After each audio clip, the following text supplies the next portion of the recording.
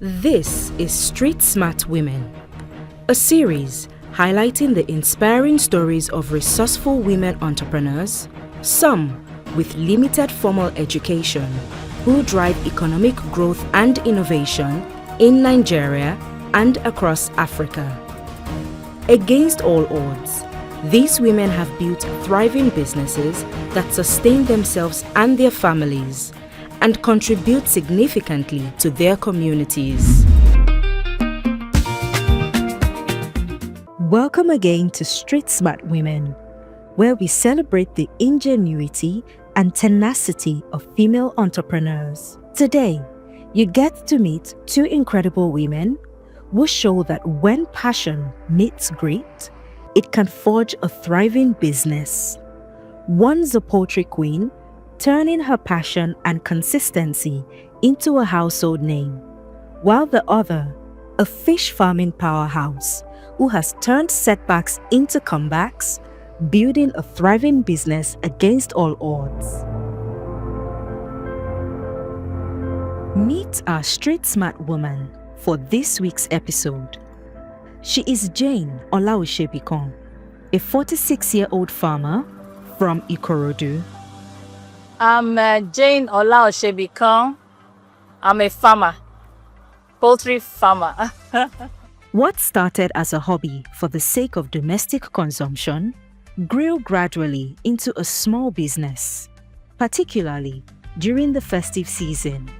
During the Christmas season in 2019, Mrs. Olaosebikan sold all over 30 to 50 chickens at good prices. This was one thing that convinced her to go into the poultry business, as she believed it was a lucrative venture. This marked the beginning of her entrepreneurial journey.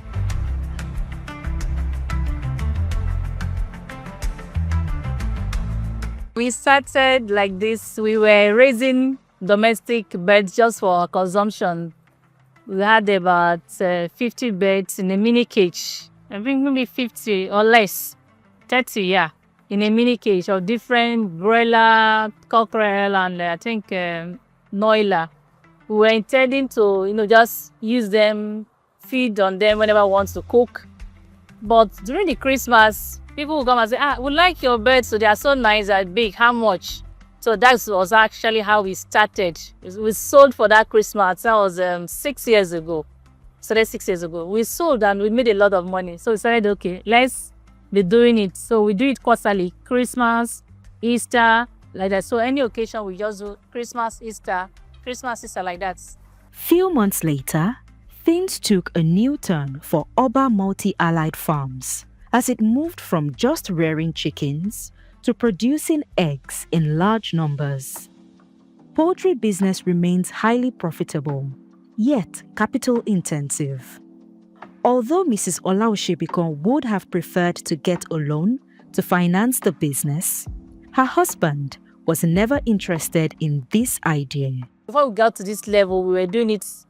We'll buy cement, mold some block, raise it little by little, but we didn't want to collect a loan from the bank. Even though I wanted him to collect loan so we could do it quickly, but he refused. So you had to do it little at a time, buy 2 bags of cement, get erosion sand, mold block, and we're just storing it. And here we are. We started bigger way. That was 2020. We started 2019, then 2020 we started fully. With the current economic situation and the country's high inflation rate, starting a poultry business is very expensive, according to Mrs. Olaosebikan. She mentioned that the funds needed to start a poultry business in 2025 is not the same figure she and her husband invested back in 2020 when the farm started fully. If you want to start now, starting from scratch, maybe you don't want to start little, just like I did, you have to raise something like between 30 to 35 million naira to start. Because for you to get birds alone now, say 1,000 birds plus, you'll be looking at about almost 10 million naira, because these days a bird is around 6,000 to 7,000 naira. So you multiply by the total birds you are buying to get the size of birds you want. So by the time you are getting birds of about 10 million, you talk about the structure. You talk about the plumbing, you talk about the pen, the cage, battery cage. Before you know it, workmanship, and we'll be roughly about 30 to 35 million naira. Things are getting more expensive day by day. Just like every MSME in Nigeria, the poultry business has its own challenges, one of which is the cost of feeding, amongst others. So one of the major challenges is the feed. Feed is very expensive. A lot of farms have shut down because of cost of feed. Because every week you'll be spending millions buying feed. So that sometimes you just wake up and say, maybe I should even stop this business because feed is expensive. Then, but thank God that is okay. We're able to, the birds are producing eggs and they will use their products to buy their feed. Then we'll talk about the heat, the weather. The weather is so hot to the extent sometimes the birds find it difficult to produce because the weather is so hot. Then sometimes you find it difficult to determine what ailment is disturbing them. You just find that they are sick today, tomorrow you just come here and say a bird just fell and died, and you don't know what is. You search, you do medical search and find out what is wrong with these birds. Although capital intensive, the poultry business remains one of the most profitable businesses to invest in, especially considering its daily returns. Besides making profits from the egg production, selling of the chickens for consumption is another side hustle Mrs. Olaosebikan emphasized. So apart from the eggs that we sell on a daily basis, we have the extension of the broiler for meat. So we get a day-old broilers, raise them to about 6 weeks, and then we'll process them for meat as frozen food. We have some in the freezer which we can show you that will supply to the supermarkets, the restaurants, who they use. So that is on that side also for the farm. Whether you want to start small or on a large scale, Mrs. Olaosebikan advises new poultry farmers on how to treat their chickens to get the desired results while emphasizing passion and consistency as key qualities to possess if you must succeed as a poultry farmer. Well, poultry is a very good business if you are persistent, if you are determined, if you are able to give your time, because it's a business that is like raising a baby. The attention you give to your baby is the attention you give to your layers. They love attentions. For you just walking in, talking to them and rubbing their feet, makes them comfortable with you. The CEO of Oba Multi-Allied Farm, however, advises new poultry farmers never to rule out the idea of starting small. What we should discover is that you have passion for this business. Because if you don't have passion for poultry, if you go into it, the business will just shut down. You can start small like me. If you start small, later you can be increasing your capacity. There are some ladies that started with 25, 50, then 100. I have one that started with 100. She was doing broiler, and then she wanted to do layer to produce eggs. And we encouraged her. She started with 100. And now she's on a daily basis, though it's funny, but she's making money. On a daily basis, she gets about 90 eggs every day. That is 3 crates plus every day. 3 crates, 90.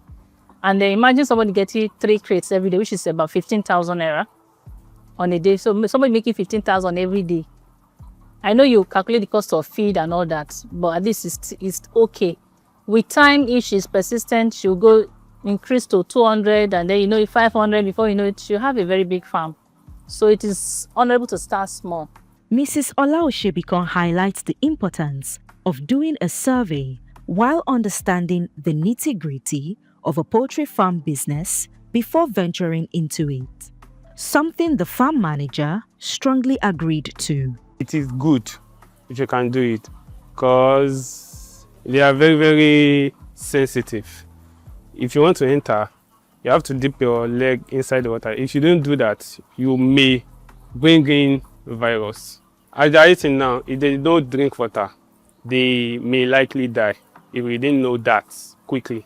The feed supplier commended Mrs. Olaosebikan's passion and consistency while emphasizing on the importance of having good feeds for the chickens. The feed supplier remains an important part of the poultry's supply chain. making his advice and judgment important to the success of any poultry farm. I like her passion for the business a lot. Anytime I come here to guide her about the business, she's always available. She's ready to learn. Though she's not a farmer, she just told me she has passion for poultry, and that was why she started the business. And since then, I've really enjoyed working with her, coming to our farms to give her advice on how to improve the farm. We have a lot of cruelty-free brands, but I tell people to always look out for the premium brands, because with the premium brands you spend more on drugs, because the premium brands come with a lot of probiotics which are good for your birds and helps you and makes you spend less on drugs. Anytime you use premium brands, you feed lesser feed quantity because they are high energy feed. You don't feed them like the commercial brands, because for the premium brands you feed lesser and you still get a better result. You get a better production. For this farm now, the birds are over 90 weeks and they are still giving her 88% in production, which is good for our business. And for a lot of commercial brands at 90 weeks, you'll be getting around 60, maybe maximum of 70% production, which I feel is helping our business also. Mrs. Olaosebikan's story is a testament to the power of consistency. Despite starting her farm business with a small number of chickens, the poultry has grown tremendously, producing different avenues of generating revenue. This is Street Smart Women, a series highlighting the inspiring stories of resourceful women entrepreneurs, some with limited formal education, who drive economic growth and innovation in Nigeria and across Africa. Against all odds, these women have built thriving businesses that sustain themselves and their families and contribute significantly to their communities. Still in the business of farming, meet our next farmer, Mrs. Fumilayo Egbedina, a fish farmer whose passion has fueled the successful running of her fish pond. My name is Mrs. Fumilayo Egbedina. I'm into fish farming. Mrs. Egbedina started her fish farming business after several failed attempts at running a poultry business. I have been to poultry, but I was not successful there. But this, I love doing it, and I'm okay with it. I just love doing it. I have passion for it. Her experience with the poultry business never discouraged her. Rather, it helped her find her niche in fish farming. And this was the start of her entrepreneurial journey into fish farming. I started with one pouch. That was a few years ago. I was doing it. It was get easy. So actually, I encourage myself. I never see anybody doing it. I just walk into this place for exposure, and I look around. I say, God, I can do this. There's a woman that followed me. I'm interviewing woman. She said, yes, you can do it now. And I said, okay. She catched me someone. So I let her. And it told me what to do. So next month I started. I never see anybody doing this. Whether they going in, I can't know, but immediately I enter here, I just feel like this is what you should. Yes. Fish farming is fast becoming a popular venture in Nigeria, attracting budding entrepreneurs like Mrs. Egbedina. Although a profitable venture if well managed, Mrs. Egbedina emphasizes the importance of understanding the nitty-gritty of the business before starting. Within sorts, that was what affected me initially when I started. I don't know anything about sorting. I didn't learn it. I just have passion. I just said, okay, I can do this business, and I started. So I didn't know that sorting is important, and I didn't know even much pond. I had only one. Later, I got another one, making two. So because of not sorting, I spent money on it. My time. I have big fishes, but I don't have numbers. So if you are starting this business, make sure you have 2 ponds to start with, at least 2, so that if you stock, you have the other one to sort to. While vast opportunities abound for potential fish farmers, Mrs. Egbedina emphasized one of the major challenges affecting today's fish farmers in Nigeria and Africa at large. There's a lot of challenges, you know. And before we started this, I said this business scare people away. When I started, the first fishes I sold, I cried. Why? Why? Because after like 5-6 months, expecting much, sure you understand, I did not even recover my capital, the price of A. So, but later I sat down and said, this business I must gain. Yeah, I must see money here. The second time, I see little profit. The third time, it started increasing. In fish farming, our major challenges is water, the seed, and the baby fishes we buy, fingerlings, fingerlings, juvenile. If you didn't see good source, you will just be spending. You won't, the fishes will not go as expected. And that's this. Besides sorting, which she considered a major difficulty fish farmers have to contend with, she talks about the importance of giving the right feeds to the species of fish while using quality water to grow your fish. And sorting is very, very important. And using the right feed. Like me, I'm using spreading.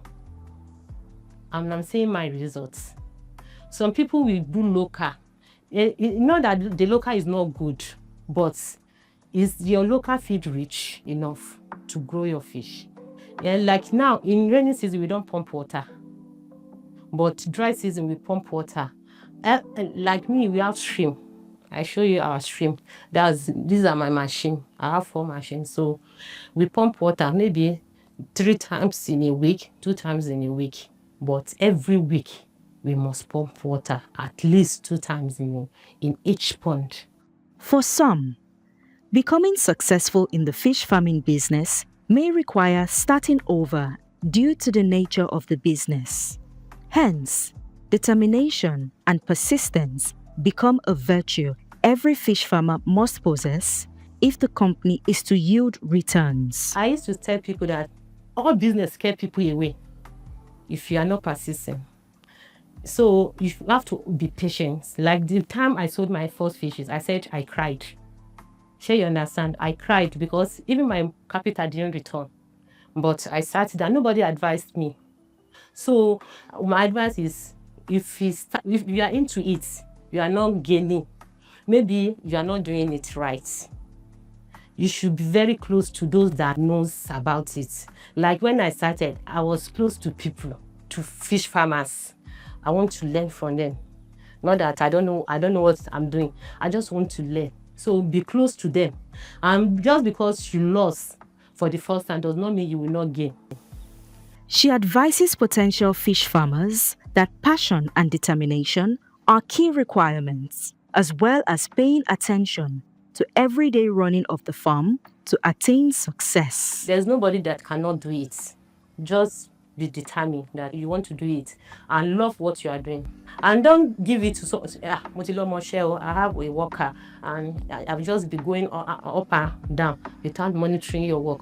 Monitor your work. Do the necessary things. If you do the necessary thing, there's no how you will see money. There's money in it. Working with Mrs. Egbedina on the farm is such a delight. According to the farm manager, who not only shares his experience working on the farm for almost 2 years, but also advises other managers like him to remain patient and hardworking if they want to achieve results in this line of business. My name is Williams. I'm the one that's taking care of the fish. I cook for them, feed them, and check them how they are feeling.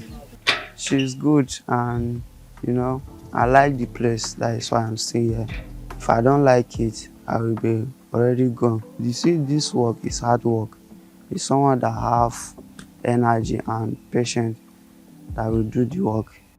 Mrs. Egbedina's story is one of resilience and hard work. Through her determination and passion, She inspires many in her community, particularly those working with her, to dream of having their fish farm someday. Street Smart Women celebrates Mrs. Jane Olaosebikan and Mrs. Egbedina for their hard work, determination, and resilience.